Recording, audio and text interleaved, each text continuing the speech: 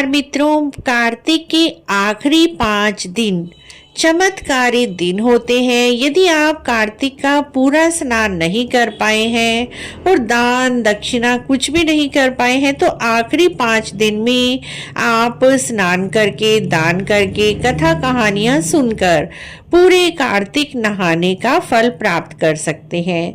5 दिन आपको क्या क्या करना है, कैसे व्रत करने हैं और क्या नियम आप ले सकते हैं जिससे आपको कार्तिक के 5 दिनों का लाभ प्राप्त हो।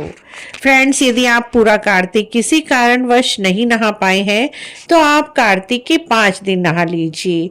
इस बार देव उठनी एकादशी 12 नवंबर की है और कार्तिक पूर्णिमा 15 नवंबर की है।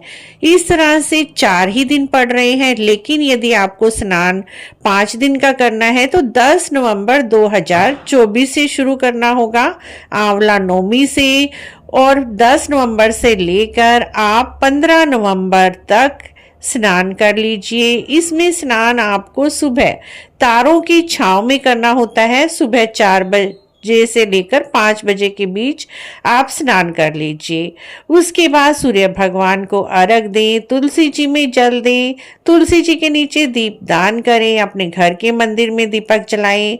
यदि आप मंदिर जा सकते हैं तो मंदिर जा सकते हैं, और कार्तिक के लास्ट के 5 अध्याय आप पढ़ लीजिए हर रोज एक एक करके।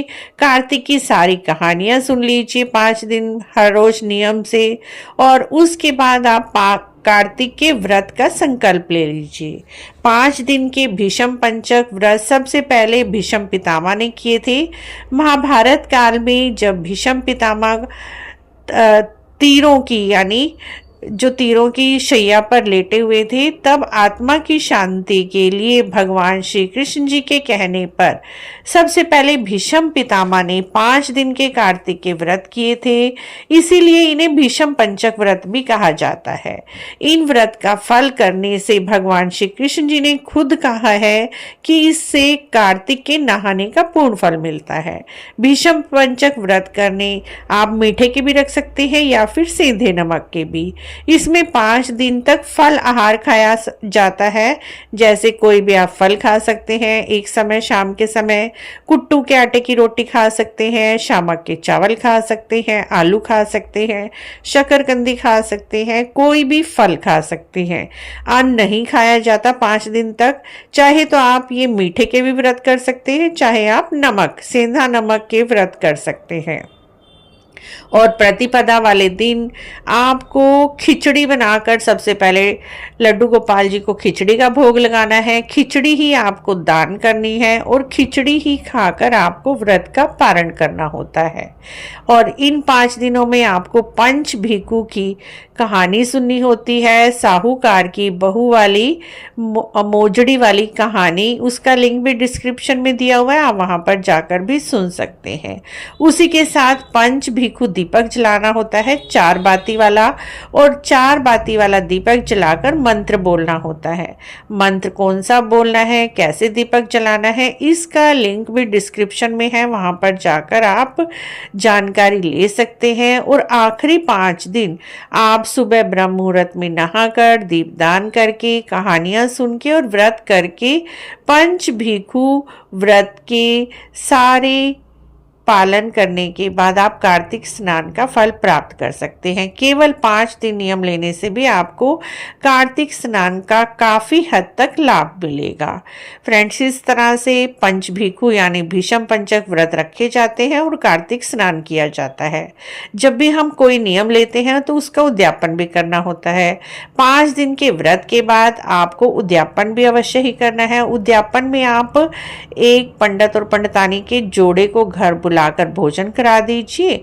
उन्हें उनके पहनने योग्य वस्त्र के ऊपर दक्षिणा रखकर दे दीजिए। यदि आप वस्त्र नहीं देना चाहते, समर्थ नहीं है, तो आप सिर्फ पंडित जी और पंडितानी जी को घर बुलाकर भोजन कराकर उन्हें दक्षिणा देकर उनके चरण स्पर्श करके आशीर्वाद प्राप्त कर सकते हैं।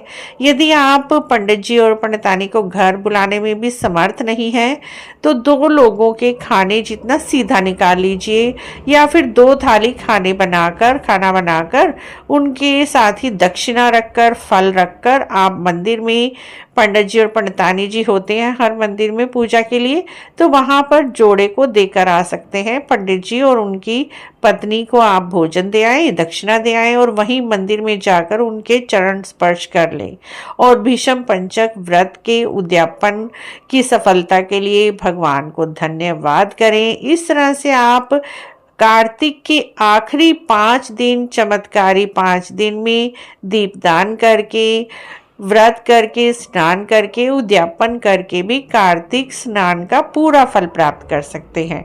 आशा है आपको यह छोटी सी जानकारी अच्छी लगी होगी भीष्म पंचक व्रत की। यदि अच्छी लगी है तो आप हमारे चैनल को जरूर सब्सक्राइब करें, लाइक करें, वीडियो को शेयर भी करें।